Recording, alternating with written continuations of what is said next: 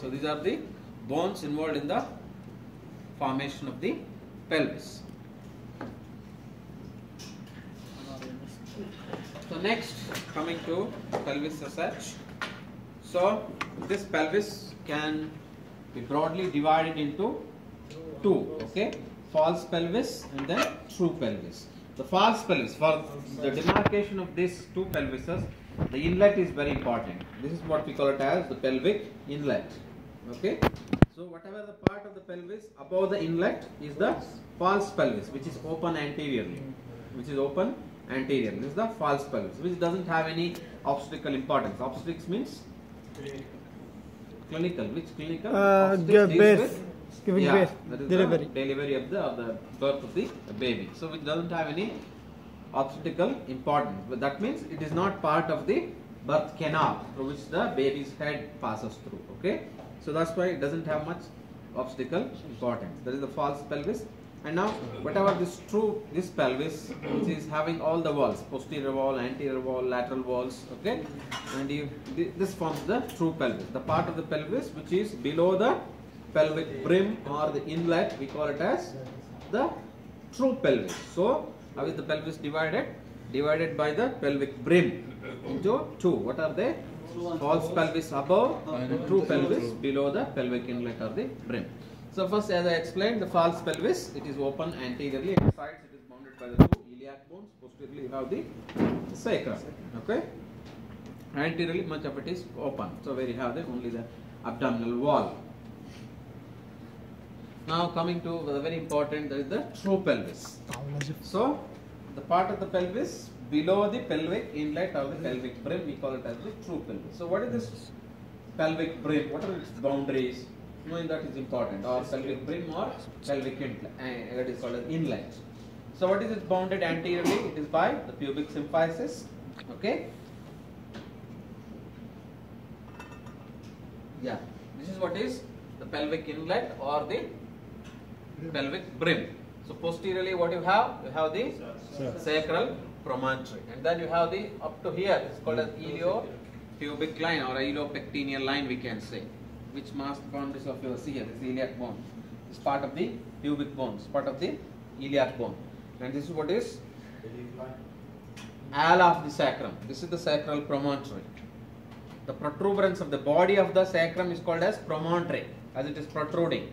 And these are the two, what are the two parts of this? This is called as the ala of the sacrum. Okay. So ala of the sacrum, sacral promontory, iliopectinate line, and then the pubic symphysis. All together will form the boundaries of the pelvic inlet or the pelvic brim. Am I clear? So what are the boundaries? The same. So what are the boundaries? Upper margins of the pubic bones, that forms your what is called as the pubic symphysis. Okay. And then these lines, iliopectineal lines, and the anterior upper margin of the sacrum, or the sacral promontory, and the anterior margin of the ala of the sacrum. So that determines boundaries of the, that says the boundaries of the pelvic inlet. So above that is the false pelvis, below that is the pelvic inlet. So what is the true pelvis? So now you even have the outlet. So when the cavity is there, it should have an inlet and it should have an outlet. So outlet is mainly bounded by the lower margin of your, you can say, the pubic arch. What is this? Pubic arch. And then you have this part of your ischium and even the pubis bone, the ischial tuberosities, and posteriorly the coccyx. Okay. And in the living you will have the ligaments between them, between the sacrum and this. That is the sacrotuberous ligament and sacrospinous ligaments. That forms the outlet. Outlet, inlet, cavity. Cavity is also having again walls. Anterior wall, I will come to that. Okay. Then posterior wall mainly formed by your sacrum, and the lateral walls formed by your the ilium, the ischium, where you have even the obturator foramens. Okay. Clear? Inlet, cavity, and outlet.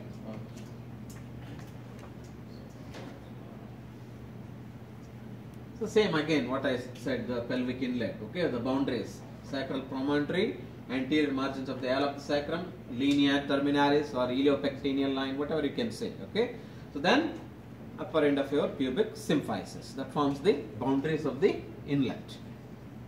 So this inlet, as I said, It's a very important part of, of the pelvis, where through which you have the passage of the head of the fetus during the process of labor or the delivery. Okay, so that's why the diameters of this inlet, they become very important clinically. They become very important clinically. So what diameters you can expect here? You can expect anterior posterior diameter, oblique diameter, and then transverse diameter. They are same as the inlet as well as the outlet, because through which you have the passage of the baby. Okay, so this diameter should be more than the diameters of the baby's head. So then only there is easy passage of the baby's head. So if these diameters are equal or lesser than the baby's head, then she cannot have normal labor. Then we have to take her for cesarean section. So this becomes very important to assess when a mother comes to your clinic or hospital for the delivery. You have to assess first. You cannot wait for a long time whether she is going to have a normal delivery or we have to take her to cesarean section. You have to assess before only, and then you have to take her for cesarean section, or you can wait for the normal delivery. So the assessing the pelvis is very important, right?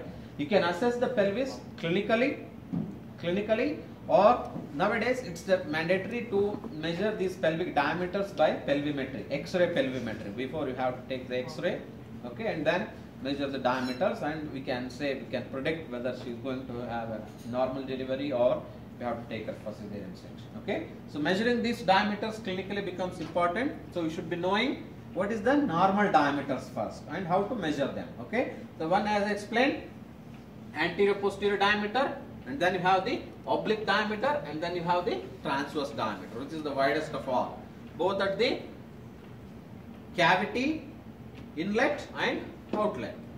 Okay, so now the anterior posterior diameter of the inlet extends from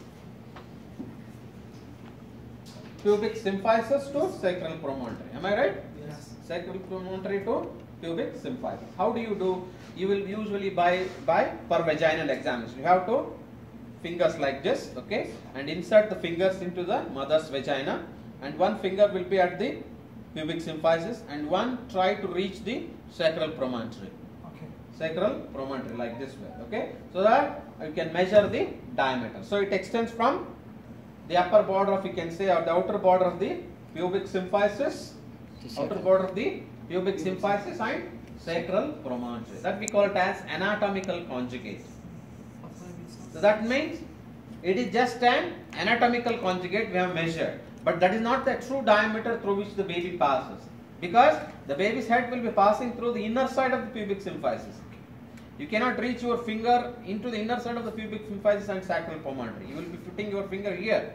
So you have to less 1 centimeter, which represents the thickness of this pubic symphysis. 1 centimeter less is the actual obstacle conjugate, we say.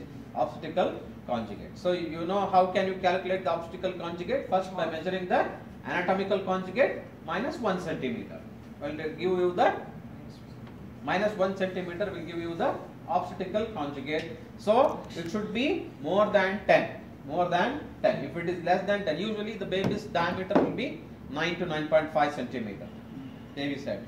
So if it is less than 10, then it becomes difficult for the baby's head to pass through the pelvic inlet. Then you have to take her for cesarean section. That's how you assess. Okay. So like that, even you have the oblique diameter, which extends from the sacroiliac joint of one side to the iliopubic eminence on the other side. What is the sacroiliac joint? It is the sacrum and the ilium. Sacroiliac joint and the iliopubic eminence here. From here to here. This is the iliopubic eminence. Okay, from here to here. This forms the oblique diameter. And this is the widest of all is the transverse diameter. Transverse diameter you don't find much difficult. What only the lesser diameter is the anterior posterior diameter. You have to be very careful. Otherwise, all other diameters will be adequate for the baby's head. Only is the anterior posterior diameter. Yes. It's not accurate. Yes. Yeah.